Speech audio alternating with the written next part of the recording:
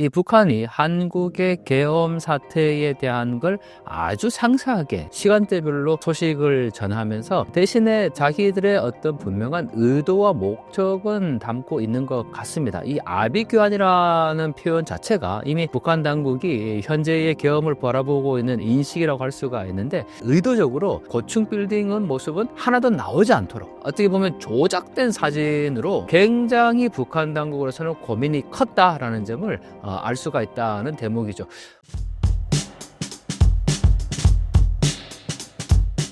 안녕하세요. 동아대학교에서 북한을 연구하고 있는 강동환입니다. 유튜브 동생통사 강동환 TV를 운영하고 있는데요. 신사임당 구독자 여러분, 오랜만에 뵙게 됐는데 오늘도 북한 문제에 대해서 함께 나눠보도록 하겠습니다. 계엄령에 대한 북한의 반응은 어떤가요?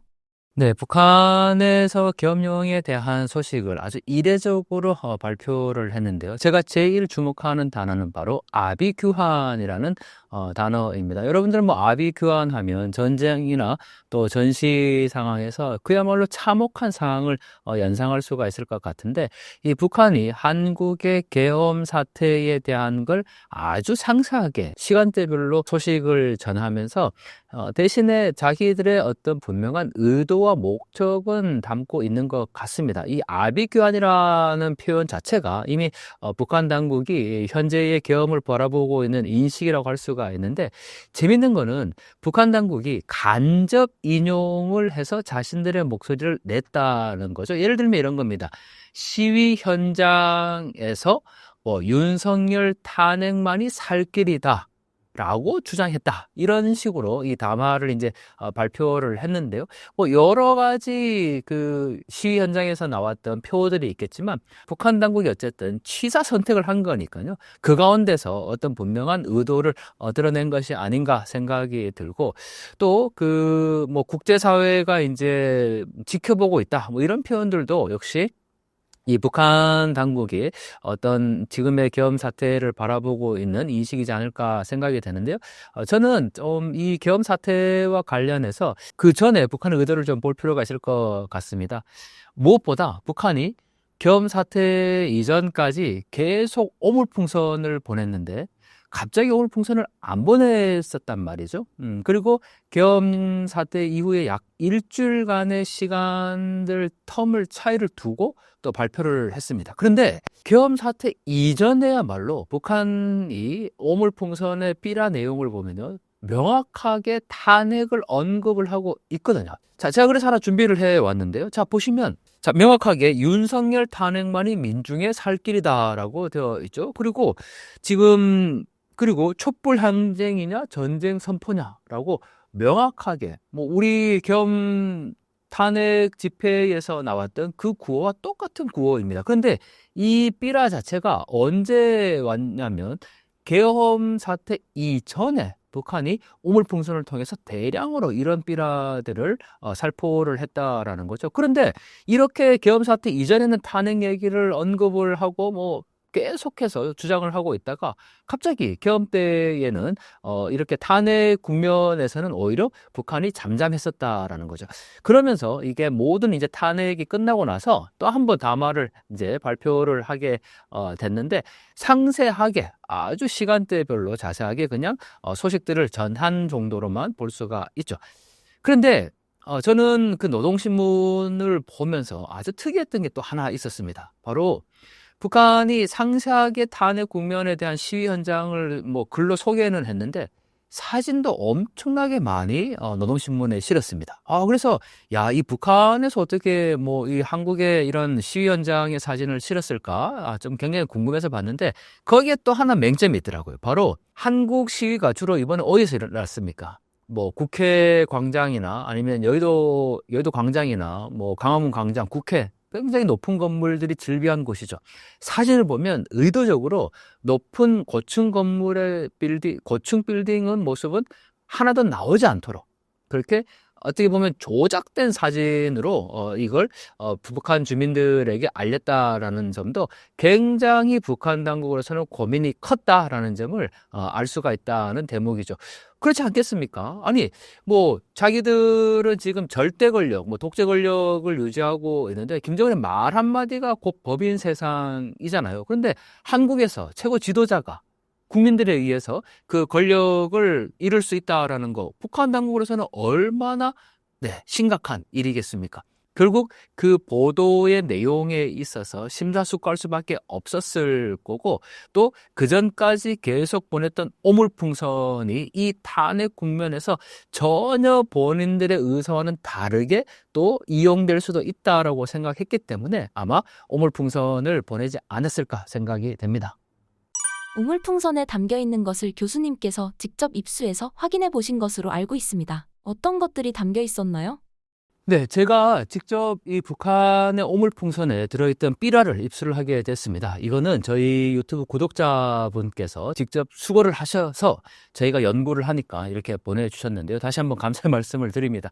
이게 북한에서 온 게 확실하냐? 확실합니다. 왜냐하면 이 오물풍선을 북한에서 띄우면 그때 당시만 해도 우리 합참에서 북한에서 오물풍선을 띄웠다. 그래서 국민 여러분들은 이걸 발견하면 만지지 말고 신고해달라는 긴급 문자를 보냈었거든요. 그러면 그 풍선이 한국쯤에 도달했을 때 한국 언론에서 뭐 지금 그 대통령실 인근에 뭐 삐라가 다량으로 떨어졌다라는 뉴스가 나오면 바로 저희 구독자분께서 달려가셔서 현장에서 직접 수고를 하셔서 보내주신 겁니다. 저도 보고 깜짝 놀랐는데 종류가 정말 엄청나게 많습니다. 지금 이게 다 다른 종류입니다.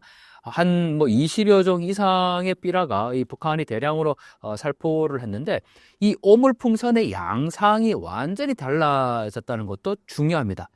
처음에 오물풍선을 보냈을 때는 북한이 한국에서 대북 전단을 보내는 그 단체들의 활동을 너절한 쓰레기 짓이라고 표현했기 때문에 자기들도 쓰레기를 보내겠다라고 해서 실제로 오물풍선 안에는 쓰레기가 들어있었습니다. 뭐 예를 들면 폐종이라든지 헝겊이라든지 뭐 공장에서 그냥 쓰다가 남은 자투리천, 심지어는 뭐 그 입다가 버린 뭐 양말이라든지 속옷까지 그런 쓰레기들을 넣고 심지어는 인분까지 묻어 있었다라는 보도가 나왔는데요. 그러다가 갑자기 내용물이 바뀌기 시작합니다. 왜냐하면 우리 통일부에서 북한 오물풍선 내용물을 분석을 했는데 그 내용물을 분석을 하니까 정말 북한 주민들의 열악한 실상을 그대로 다 드러나는 내용물이었다라는 거죠. 엄청나게 기워진 뭐 양말이라든지 또 헝겊 2개를 엮어서 만든 장갑이라든지 그게 올해 8월 정도의 이야기입니다. 그러니까 지금까지 33차례 정도 북한이 오물풍선을 보냈는데 한 10여 차례까지만 하더라도 계속 정말 쓰레기를 넣은 거고 이게 우리 통일부가 발표를 하고 나니까 그 다음에 이제 바뀌어진 양상이 상품 포장지를 넣기 시작을 합니다. 그러니까 공장에서 사용하다가 버려진 그런 포장지인 거죠. 그래서 이 포장지를 보면 실제로 북한 상품에 붙어 있었던 라벨지라든지 뭐 그걸 오려서 이제 보냈다는 거죠. 그런데 최근에 특히 이 탄핵 국면 이전에 양상을 보면 그러한 쓰레기 대신에 이런 다량의 삐라를 넣어서 북한이 보낸 것을 확인할 수가 있습니다. 저는 이 부분을 중요하게 봐야 된다라는 건데 오물풍선에 삐라를 넣었다라는 거는 북한 당국이 분명하게 전하고자 하는 메시지가 있었다는 겁니다. 그건 의도된 거라는 거죠. 그러면 이 삐라의 내용을 살펴보면 크게 두 가지입니다. 이렇게 많은 삐라들이 있지만 첫 번째는 바로 윤석열 정권에 대한 직접적인 비난과 함께 탄핵에 대한 이야기이고요. 두 번째는 대한민국이 너무너무 살기 어렵다라는 내용입니다. 이 두 가지에서 크게 벗어나지가 않습니다. 그리고 심지어 뭐 아까 보셨지만 이거는 탄핵을 직접 언급하고 있지 않습니까? 그리고 뭐 이 용산 잡개라고 표현하고 했는데 도대체 저는 이 삐라를 보면 이게 초등 수준인지 너무너무 내용이 참 유치합니다. 근데 국민 앞에서는 개가품, 상전 앞에서는 개보다 더함, 건의 앞에서는 개보다 못함. 이렇게. 이게 정말 초등학생 수준의 내용 아닙니까? 뭐 이런 것들. 네. 그리고 또 한국에 대해서 굉장히 이제 비난을 하는데 저는 이 삐라를 보면서 야, 이게 북한 당국이 한국의 상황을 너무너무 자세하게 스크린하고 있구나라는 것을 알 수 있어요. 왜냐하면 자, 이게 K라고 지금 표현되어 있잖아요. K기로. 우리가 전 세계에서 지금 뭐 K-팝, K-푸드 뭐 이런 얘기를 이제 하는데 이게 K를 아주 비꼬았습니다. 그러니까 세계 최고 K 기록인데 어떤 기록이냐면 소름 돋는 K 자랑입니다. 뭐 K4대, K 비리, K 정쟁, K 독재, K 가계비, K 쪽방, K 양극화. 이런 표현 들어보셨습니까? 야, 정말 진짜 좀 유치하죠. 그리고 뒤에 보면 뭐 동방 예의지국을 또 패러디해서 동방 살해지국. 저와 여러분들이 지금 이런 대한민국에 살고 있다라는 겁니다. 북한 당국이 주장하기로. 자, 계속해서 뭐 이런 내용들이고 또 하나 제가 이 삐라 내용들을 보면서 좀 소름 돋은 게 있습니다. 우리가 이번 탄핵 국면에서 아주 중요한 점이었는데 저는 언론이 정말 너무나도 편향적이라고 생각이 듭니다. 언론의 가치는 사실 객관성과 중립성, 공정성인데 이미 이번 탄핵 국면에서 언론은 그 기능을 상실했습니다. 오히려 유튜브 방송이 훨씬 더 객관적인 이 실시간의 상황들을 전했다고 저는 평가를 하는데 자, 그런 점에서 이게 아주 중요한 사안인데요. 이번 탄핵 국면에서 어느 모 야당 국회의원이 평양에 떴던 무인기가 한국에서 보낸 거다라는 얘기를 합니다. 그런데 그 소스가 어디냐면 자기가 군에 있는 신뢰할 만한 소식통으로부터 들었는데 그 내용이 한국에서 북한의 전쟁을 유도하기 위해서 이 무인기를 보낸 거다라고 들었다는 거예요. 한 줄의 기사 내용으로부터 일파만파 그게 퍼지면서 야, 정말 평양 무인기가 한국에서 보낸 거래. 심지어 그 증거를 없애기 위해서 컨테이너 불도 냈대. 이런 뉴스들이 막 확산이 되기 시작합니다. 그런데 놀랍게도 탄핵 국면 이전에 북한에서 보낸 이 삐라를 보면요. 자, 여기에 탄핵이라고 지금 되어 있는데 국정농단, 부정부패, 특검 전국, 안보불안 이러한 모든 위기 탈출용으로 지금 이 평양에 무인기를 보냈다. 다른 내용입니다. 그래서 뒷부분에 보면 대꾸할 가치 없이 아니 대꾸 못하지. 왜냐하면 사실이니까 탄로났으니까 할 말이 없으니까. 이 내용이 뭐냐면 당시에 김정은 국방부 장관이 북한에 이 무인기를 보냈냐라는 기자의 질문에 우리가 확인해 줄 필요가 없다. 확인할 수 없다라고 얘기를 했죠. 저는 그게 가장 잘한 대답이라고 생각이 듭니다. 굳이 해도 했다고 얘기할 필요도 없고 안 했으면 당연히 안 한 거죠. 그렇지만 군의 작전상 그거를 확인해 줄 이유도 명분도 없기 때문에 그렇게 발표를 한 거죠. 그런데 북한 당국이 삐라에서 그 내용을 언급을 하고 있습니다. 사실이니까 탄로났으니까 할 말이 없으니까 확인 안 해준 거다라는 내용인 거죠. 이러한 내용이 탄핵 정국 이전에 이미 삐라로 뿌려졌다라는 사실입니다. 자, 그러면 우리가 야, 이번 탄핵 시위가 뭐 북한의 지령에 의해서 이루어졌다 이렇게 이제 주장하시는 분들도 있어요. 사실 근데 그거는 어떻게 보면 아직 증거가 없기 때문에 제가 드릴 수 있는 얘기는 아닌 것 같습니다. 중요한 거는 반대의 경우를 생각해 보자고요. 북한이 지령을 내려서 탄핵 국면이 이루어진 게 우리가 아직 증거가 없다면 반대의 경우 한국에서 탄핵 국면에서 나왔던 그 주장을 북한 당국이 그 전에 이미 다 똑같이 했다라는 겁니다.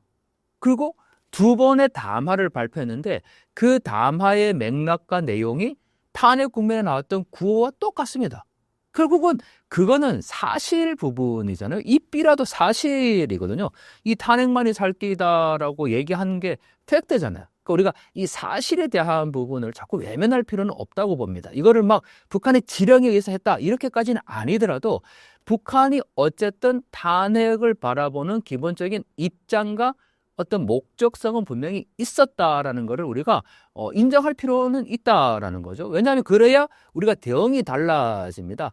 저는 북한의 이 오물풍선이 한참 이제 막 날아오고 이 삐라가 담겼을 때 어떤 대응을 제가 요구를 했냐면 정부가 이제 좀 강력하게 오물풍선에 대응할 필요가 있다라고 저는 주장을 했거든요. 왜냐하면 여러분들 오물풍선이 계속 날아오면서 어떤 피해가 당했습니까? 실제 경기와 서울 주민들이 재산상의 피해도 입었고 더 심각한 피해는 인천공항에 이 비행기가 지연되거나 결항될 정도로 굉장히 심각한 항공의 차질을 빚었었죠. 그래서 저는 이렇게 이 북한이 이제 오물풍선에 삐라를 담아 보내는 상황에서 이제는 좀 더 강력한 조치가 필요하다라는 것을 정부에 제안을 했고 또 방송에서도 말씀을 드렸습니다. 그런데 그게 탄핵 국면에 오니까 그렇게 강력한 대응을 하려고 했던 이유가 북한을 자극시켜서 그걸 전쟁 상황까지 몰아가서 이 국면을 타개하려고 했기 때문이다라는 주장을 합니다. 너무 좀 어이없는 주장이지 않습니까? 저와 여러분들이 살고 있는 이 대한민국이 북한을 자극해서 전쟁을 일으켜야 되는 그러한 나라입니까? 저는 그러한 책임 없는 발언들과 이 확인되지 않은 정보들을 통해서 이 나라를 정말 너무나도 혼란스럽게 지금 끌고 가고 있다라고 생각합니다. 정치인들의 역할이 무엇입니까? 국민들을 대표하는 정치인들이라면 나라를 먼저 생각해야 되고 국민의 안위를 생각을 해야 되는데 오로지 정쟁 안에서 지금 이 탄핵 국면도 그렇고 또 북한의 오물풍선을 자신들이 유리한 방향으로 다 해석을 하고 있다라는 거죠.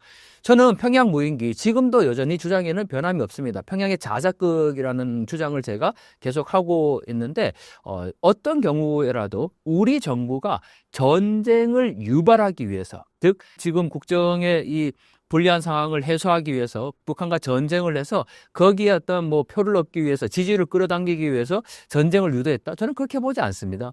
강력한 대응이 필요했던 거죠. 예, 여러분들 한 국가가 이 국제법을 위반하면서 여기에 삐라와 무인기라든지 오물풍선을 보내고 위협을 받고 있는 상황인데 그러면 항상 그냥 가만히 있어야 됩니까? 분명한 대처가 필요했던 시기였습니다. 근데 그거를 전쟁을 유도하기 위한 조치였다라고 평가한다면 도대체 저는 그분에게 묻고 싶습니다. 정말 당신의 조국은 어디인지 질문하지 않을 수가 없죠. 계엄령 이후 북한의 도발이 멈췄습니다. 그 이유를 뭐라고 보시나요? 저는 계엄령 이후에 왜 북한이 오물풍선을 지금까지 보내고 있지 않을까? 최소한 바람은 북한 편입니다. 김여정이 지난 11월 26일에 담화를 발표했는데 어떤 내용이었냐면 자기들 북한 지역에 한국에서 보낸 삐레가 또 발견되었다. 그래서 그걸 강력히 규탄한다는 내용이었습니다. 제가 그 담화를 보자마자 날씨를 체크를 해봤거든요. 그랬더니 그 담화 이후에 향후 3, 4일 동안 북서풍이 굉장히 강하게 불 것으로 예보가 되어 있었습니다. 그 얘기는 오물풍선은 동력에 의한 장치로 보내는 게 아니고 바람에 의한 거거든요. 북서풍이 불어줘야 보낼 수 있습니다. 즉 북한에서는 명확하게 의도를 갖고 그 의도라는 것은 당연히 탄핵에 대한 내용이겠죠. 이러한 삐라를 보내서 한국 사회의 남남 갈등을 조장하고자 하는 의도가 분명히 있었기 때문에 26일 날 11월 26일에 김여정이 그걸 강력히 규탄했던 이유는 바로 우리도 보낼 것이다라는 내용은 담화에 없었습니다. 하지만 저는 이 담화는 분명히 북한이 오물풍선을 다시 띄우기 위한 하나의 명분이구나라고 생각을 했기 때문에 날씨를 체크한 겁니다. 그런데 아니나 다를까 날씨가 북서풍이 엄청나게 강하게 예고되었고 실제로 그때 이틀 뒤에 한국으로 오물풍선을 보냈습니다. 자, 그러면 북한으로서는 항상 이제 한겨울에 접어들면서 북서풍이 지금부터 계속 불 때입니다. 여러분들 북서풍이 부는 건 어디서 확인할 수 있냐면 날씨를 체크해봐도 알지만 서해 5도 지역, 연평도나 병영도 이 지역에 지금 계속해서 배가 결항됩니다. 바람이 워낙 강하게 불기 때문에. 그러면 예전의 추세대로라면 바람이 불지 않을 때에도 억지로라도 이 풍선을 보냈던 북한이 지금 북서풍이 가장 강력하게 불고 있는 요 시기에 오히려 지금 풍선을 안 보내고 있어요. 더군다나 계엄 사태 이후에는 아예 지금 목소리도 내고 담화도 발표하지 않고 오물풍선도 안 보내고 있죠. 왜 그럴까? 저는 두 가지로 봅니다. 일단 소기의 목적을 다 달성한 겁니다. 그러니까 이 오물풍선을 통해서 확실하게 드러내고자 했던 거는 탄핵에 대한 하나의 얘기였죠. 여러분들 윤석열 탄핵만이 민중이 살 길이다. 이거는 무슨 얘기입니까? 북한 당국이 이 탄핵에 대해서 찬성하거나 최소한 자기들도 여기에 대한 어떤 긍정적인 입장을 보이고 있다라는 말 아니겠습니까? 만약에 북한 당국 입장에서 자신들의 어떤 그 정권을 유지하는데 탄핵이 되면 불리하다라고 하면 못하게 이런 삐라를 보내겠습니까? 탄핵에 대한 입장을 명확하게 설정을 했었는데 실제로 한국에서 이렇게 겸이라는 것까지는 상상을 못했겠죠. 북한도. 그런데 겸 사태가 있었고 거기에 실제로 지금 탄핵이 가결된 상황입니다. 그러면 지금 상황에서는 이런 삐라를 이제 보낼 필요가 없는 거죠. 기존에 만들어 놓은 모든 삐라가 지금 활용 가치가 이제 다 한 겁니다. 그러면 북한도 시간 벌기가 필요하겠죠. 자, 지금 국면에서 더군다나 탄핵 국면에서 약 일주일 만에 다시 북한이 담화를 발표를 했고 탄핵이 가결된 이후에 한 번 발표를 합니다. 이 두 번의 담화를 발표할 동안에 얼마나 많은 고민들을 했겠습니까? 자, 탄핵이 부결될 때, 1차 부결될 당시에 북한이 만약에 그때 당시에 이 오물풍선을 보냈다면 그거는 분명히 남한 한국 사회에서 다른 관점으로 해석될 여지가 충분히 있었겠죠. 그러니까 기존에 해왔던 오물풍선은 탄핵을 해라.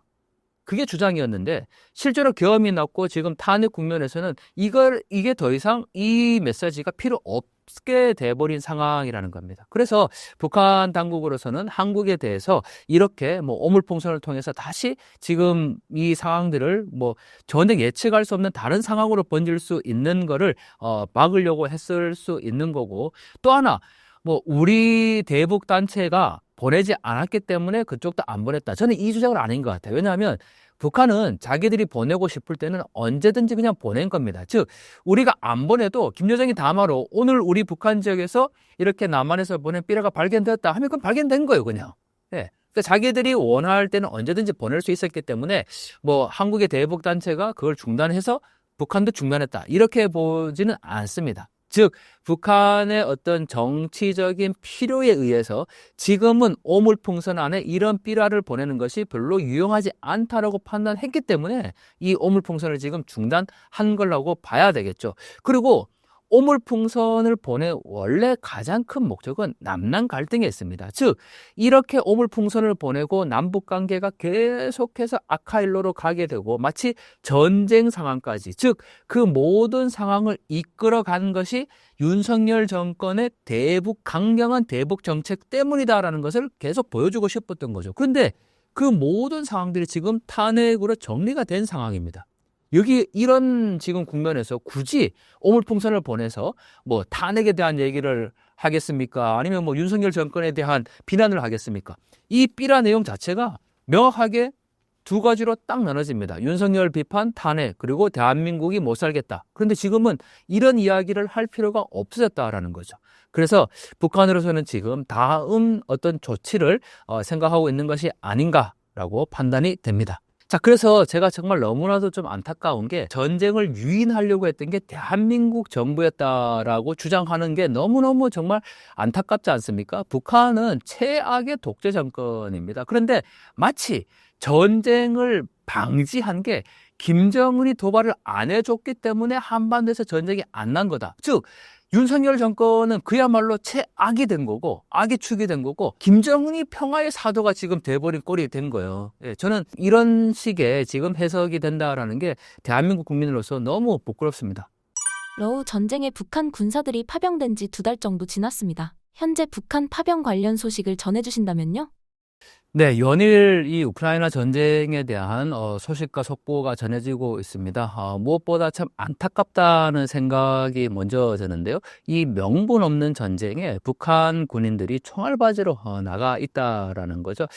사실 모든 전쟁은 어떠한 명분이 사실 없습니다. 그렇지만 지금 이 전쟁의 양상은 그야말로 러시아가 침략 전쟁을 한 겁니다. 그거는 절대 변하지 않는 사실이고요. 그리고 북한이 파병해야 될 이유가 없지 않습니까?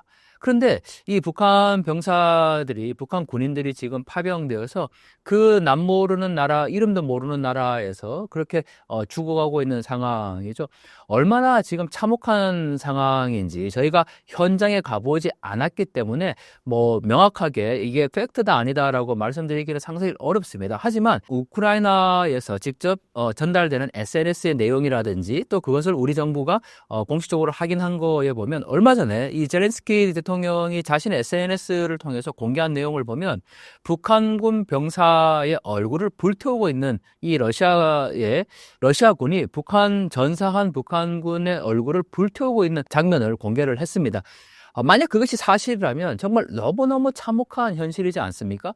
이 러시아군이 북한군의 파병을 이제 뭐 공식 기정사실화된 건데, 그래도 그거를 숨기기 위해서 북한군의 이 얼굴을 알아볼 수 없게 그거를 지금 불태우고 있다라는 내용이었습니다. 이런 소식을 접하면서 너무나도 착잡한 심정이죠. 그들도 사실 우리의 동포들이고 우리 국민들입니다. 대한민국 헌법에는 명확하게 이 북한 주민도 대한민국 국민이라고 명시가 되어 있습니다. 정말 한국과 국제사회가 이 북한이 파병한 거에서 공식적으로 규탄을 해야 됩니다. 지금 한국의 여야가 정쟁하고 있을 때가 아니고 이 북한에 파병한 사실에 대해서 공식적인 국회 결의안과 규탄안을 내야 합니다. 왜냐하면 이 전쟁의 양상이 한국과 북한의 전쟁으로 이어지고 있기 때문이죠. 이게 남의 나라 전쟁이 그냥 북한 군인이 파병한 수준이 아니고 앞으로 이 전쟁의 양상이 정말 어떻게 번질지 아무도 알 수 없는 상황이기 때문에 어떻게 해서든 이 전쟁을 종식시켜야 되는데, 그런 점에서 보면 한국이 할 수 있는 역할이 무엇이겠습니까? 북한군 파병이 잘못됐고 국제법을 어겼고 어떤 경우에라도 북한이 그렇게 파병해서는 안 된다고 우리가 공식적으로 이야기를 해야 된다라는 거죠. 저는 그런 점에서 지금 전해지고 있는 많은 소식들을 듣는 게 굉장히 좀 안타까운데, 하루라도 빨리 이 전쟁이 종식되면 좋겠고 우리가 할 수 있는 역할들을 분명히 하자라는 주장입니다. 북한군이 파병될 때 북한 인민들은 이에 대해 알고 있었나요? 러시아에 특히 이제 연해주 지역에는 이 북한 노동자들이 많이 파견되어 있습니다. 전쟁이 처음 시작됐을 때 저희가 우려했던 부분들이 이 돈바스라는 지역의 재건 과정에서 러시아에 나와 있는 북한 노동자들이 이쪽으로 파견되는 것이 아닌가 저희가 굉장히 우려했습니다. 왜냐하면 건설 노동자들이긴 하지만 어쨌든 북한의 노동자, 주민들이 직접 전쟁 현장에 들어가는 거니까요. 근데 이제는 그런 우려가 불식된 게 그냥 건설 노동자들이 재건 과정이 아니고 전투병을 파병한 겁니다. 왜 그렇게 했을까? 러시아에 나와 있는 이 북한 노동자들 충성의 외아벌이라고 부릅니다. 이들이 한 달에 바쳐야 되는 충성 자금이 약 $1,000 정도가 됐습니다. 제가 직접 현장에 러시아에 가서 이들과 인터뷰를 하고 직접 영상과 또 책으로 발간을 한 자료이기 때문에 정확한 팩트입니다. 한 달에 $1,000 정도를 상납금으로 바쳐야 되는데, 이들이 그 러시아 건설 현장에 나가서 일을 하는 것이 얼마나 어렵습니까? 특히나 그 추위 속에서 건설 현장에 일을 한다라는 거는 너무너무 열악한 상황에 놓여져 있는데, 그 참혹한 현장에 일을 하고도 자기가 가져가는 월급보다는 훨씬 더 많은 비용을 착취를 당했죠. 그런데 지금 이 우크라이나 전쟁에 파병을 했다라는 것은 러시아에 나와 있는 북한 노동자들보다 훨씬 더 많은 돈을 챙길 수 있었다고 판단했기 때문입니다. 당연히 그렇지 않겠습니까? 즉 일각에서는 러시아에 파견된 노동자 한 명이 한 달에 $1,000 정도를 북한 당국에 바쳤다면, 지금 이 파병된 군인들은 $2,000, $3,000 정도를 받고 이제 갔다라고 얘기를 합니다. 하지만 $2,000든 $3,000든 그 금액이 북한군 병사에게 그대로 전해지겠습니까? 그 돈을 받아서 북한에 있는 가족들에게 전해지겠습니까? 심지어 북한의 가족들은 파병된 사실조차도 지금 모르고 있다라는 소식이 전해지고 있습니다. 결국 그 돈은 어디로 갔냐? 김정은의 통치 자금으로 다 들어간 거지 않습니까? 그래서 우리가 지금 분개하고 이 파병에 대해서 반대하는 겁니다. 국가가 자신들의 명분을 위해서, 예를 들면 6.25 전쟁 당시에 16개국의 많은 유엔 참전국들이 정말 공산주의 남하를 막기 위해서 이 민주주의를 지키기 위해서 그렇게 참전을 했고, 한국 역시도 이 월남전의 공산주의를 막기 위해서 그렇게 참전한 경험이 있습니다. 그 명분인 거죠. 하지만 북한은 지금 명분 없는 전쟁입니다. 그곳에 자신의 독재 정권의 통치 자금 마련을 위해서 끊임없이 핵 개발하고 대륙간 탄도미사일 개발하고 또 한국을 향한 그런 이 무기 개발을 위해서 결국은 군인들을 지금 팔아먹은 거지 않습니까? 우리 여기에 대해서 분개해야 합니다. 이 방송을 보고 계시는 많은 구독자분들께서도 야, 북한군이 지금 우크라이나에 갔는데 어떻게 지금 싸우고 있을까? 물론 이것도 굉장히 중요한 이슈지만 더 거에 앞서서 우리가 이게 분명히 잘못됐다라는 목소리를 여러분들이 함께 내주셔야 된다고 저는 생각을 합니다. 푸틴과 김정은의 관계, 북한과 러시아의 관계를 설명해 주신다면요? 북한이 지금까지 근근히 이지될 수 있었던 것은 바로 중국이었습니다. 중국으로부터 필요한 연유라든지 물자, 심지어는 북한 주민들도 북중 간의 밀무역이나 교역을 통해서 어느 정도 생활할 수가 있었거든요. 북한 장마당에 대부분의 물건이 중국산이라는 사실을 우리는 잘 알고 있습니다. 물론 거기에 한국산 제품도 이제 섞여 들어가서 한국에 대한 정보가 북한 주민들에게 알려지기 시작을 했죠. 그런데 중요한 분기점이 있습니다. 바로 코로나19입니다. 김정은이 외부로부터 들어오는 모든 인력과 물자를 다 완전히 차단했기 때문에 코로나19 기간에 북한에서 제2의 고난행군이 올 수 있다는 우려까지 나왔습니다. 여러분들 고난행군이 뭡니까? 30만에서 300만의 사람이 아사한 겁니다. 정확하게 통계도 나오지 않습니다. 그렇지만 대략 100만 명 정도가 아사했다는 거에 저희가 대부분 동의를 국제사회가 하고 있습니다. 대부분 그렇게 바라보고 있습니다. 제2의 고난행군이 온다고 경고할 정도로 이 북중 국경이 막혔다라는 거는 완전한 물자가 지금 북한에 들어오지 못했다는 거고 북한 주민들의 삶이 너무너무 어려웠다라는 거죠. 그런데 코로나19가 끝나고 북한과 중국이 국경을 어느 정도 이제 다시 열고 과거와 같이 예전처럼 그런 교역의 상태로 돌아갈 거라고 생각했는데 그게 여전히 풀리지 않고 있었던 거죠. 중국으로서는 북한에 대한 불만이 분명히 있습니다. 왜냐하면 김정일과 김일성 시대에는 북한과 조선과 중국이라는 조중 관계가 혈맹 관계로서 어느 정도로 이 중국이 어떤 지시라고까지 하면 그렇지만 중국의 입장을 북한이 이 중국의 입장을 잘 반영하고 잘 굴러갔던 때였습니다. 그런데 김정은 시대 들어오면서 어떤 배짱인지 중국에 대해서 어떤 목소리를 같이 내지 못하고 조금은 삐그덕거리는 모습도 보여줬다라는 거죠. 그게 코로나19 이후에 결국은 북중 간에 이 국경을 열지 못하고 약간 좀 열지 못하고 뭔가 주춤되는 상황이 되어버렸습니다. 그런데 북한으로서는 중국으로부터 들어오는 이 물자가 없으면 북한 주민들의 불만은 계속 높아질 수밖에 없고 그게 정권의 치명적인 위험 요인이 될 수밖에 없는 상황이었습니다.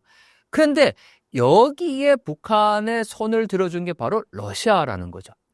우리가 정말 예상하지 못했던 게 러시아는 우크라이나 전쟁을 단 한 달 만에 끝낼 수 있을 거라고 생각을 했습니다.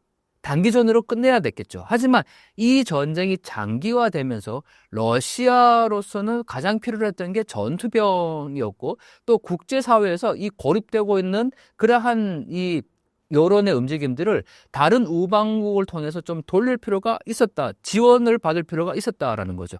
북한은 여기에 정확하게 러시아와 손을 잡을 수밖에 없었다는 겁니다. 즉 북한과 러시아 이 양국 모두 자신들의 이익을 위해서 접점이 맞았기 때문에 북한으로서는 지금 중국이 아닌 러시아에 완전히 올인하고 있는 상황입니다. 어떻게 보면 김정은의 위험한 도박이라고까지 저희가 표현을 하고 있습니다. 이 북한과 러시아가 지금 얼마나 관계가 좋냐면요. 심지어 탄핵 국면에서 한국이 북한에 대해서 대북 강경책을 취한 게 위기를 모면하기 위한 거다라는 얘기를 러시아 정부가 공식적으로 합니다. 그리고 이 북한 당국은 또 러시아에 대해서 지금 우크라이나 전쟁을 하고 있는 게 바로 미국과 나토 때문에 러시아가 전쟁하고 있는 거다. 오히려 침략은 미국이 한 거다라는 입장을 계속 발표를 하고 있습니다. 즉 북한과 러시아는 지금 그 어느 때보다 굉장히 돈독한 관계를 지금 설정하고 있기 때문에 김정은의 이 위험한 도박이 어떻게 마무리될지 우리가 기추가 주목되는 부분인데, 자, 전 세계가 지금 이 전쟁에 관심을 두고 있습니다. 이 전쟁은 단순히 우크라이나와 러시아 전쟁이 아니라 미국과 러시아 그리고 한국과 북한의 대리전 양상까지 번지고 있기 때문에 하루빨리 이걸 종식할 필요가 있습니다. 교수님이 알고 있는 북한 부대, 군인들의 실태를 알려주신다면요? 네, 북한 군인들의 실태, 우리는 분단 국가를 살고 있기 때문에 어쨌든 북한은 주적입니다. 그거는 명백하게 설정이 된 거고요. 북한 역시도 한국을 제1의 적대국, 불변의 주적으로 간주해라라고 김정은이 지시를 했기 때문에 주적으로 설정을 하고 있다라는 거죠. 우리는 북한 군대의 전력을 늘 평가하고 분석합니다. 왜냐하면 어쨌든 분단 국가에서 서로가 서로 총부를 맞대고 있기 때문이죠. 사실 한국과 북한 간의 전쟁이라는 것은 없어야 되는 것이 맞습니다. 어떠한 경우라도 전쟁이 일어나서는 안 되는 거죠. 그 참혹한 전쟁의 상황을 우리는 경험해보지 않았지만 굳이 그걸 경험하지 않아도 얼마나 양쪽 모두에게 피해가 간다는 것은 잘 알고 있습니다. 그렇기 때문에 어떻게든 전쟁은 막아야 되겠지만 그럼에도 우리가 총뿌리를 겨누고 있는 이상 북한의 전력 상황에 대해서 우리가 충분히 분석하고 평가해야 되는 거죠. 그중에 가장 중요한 게 저는 북한 군인에 대한 평가라고 생각합니다.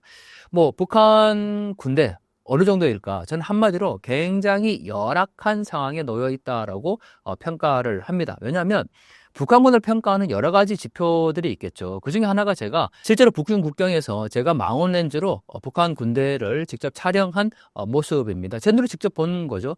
자, 그 훈련 장면이나 북한 군인들의 생활 실태를 보면 정말 나태하다, 그리고 안일하다, 이렇게 평가할 수밖에 없습니다. 물론 그들이 특수부대라든지 최정예 부대는 물론 아니겠죠. 하지만 반대로 또 생각해보면요, 중국과 북한의 국경을 맞대고 있는 가장 첨예한 국경 지역에 나와 있는 군인들입니다. 그러면 사기 부분이라든지 또는 북한군의 어떤 그 시설을 어느 정도 보장을 해줄 필요가 있는데 너무너무 열악한 시설입니다. 군대 막사를 보면요, 창문 유리에 유리창에 유리가 없습니다. 창문에 그냥 비닐만 막아놓은 거예요. 그것도 없어서 그냥 창틀만 만들어 놓고 정말 한국의 옛날에 1970, 80년대 군대 막사 정도 건물, 그 정도로 그냥 에서 생활을 합니다. 그리고 훈련하는 모습들을 보면 훈련의 모습보다는 오히려 밭에서 일을 하는 모습들이 훨씬 더 많이 보인다라는 거죠. 북한 군인들이 먹는 문제를 스스로 해결하지 못해서 민가를 약탈하거나 또는 그 군대 막사에 보면 항상 밭을 경작해 놓은 걸 볼 수 있습니다. 거기에서 먹는 문제를 해결한다라는 거죠. 그 얘기는 북한 당국이 보급조차 군대에 제대로 못하고 있다라는 얘기입니다. 그런 군인들이 어떻게 전쟁을 할 수가 있겠습니까? 저는 북한군에 대해서 너무 과대평가하고 있다라고 생각이 듭니다. 더군다나 지금 북한 군대의 가장 중요한 것은 사기 문제입니다. 싸워야 될 적이 누구인지, 그리고 내가 왜 싸워야 되는지를 알아야 되는데 지금 군대에 가고 있는 그 나이대가 북한에서 얘기하는 장마당 세대들입니다. 이 세대들은 아버지, 어머니들과는 전혀 다른 생각을 합니다. 아버지, 어머니들은 자기가 김일성, 김정일을 위해서 목숨을 바칠 수 있는 세대였어요. 하지만 지금 군대에 가 있는 이 20대, 10대 이 청년들, 30대까지도 마찬가지지만 내가 왜 김정은을 위해서 목숨을 바쳐야 되는가라고 자조하고 반문하는 세대라는 거죠. 그런 세대들이 과연 전쟁이 났을 때 김정은을 위해서, 국가를 위해서 목숨을 바칠 수 있겠습니까? 그러다 보니까 지금 북한의 김정은이 계속 강조하고 있는 것이 바로 애국주의입니다.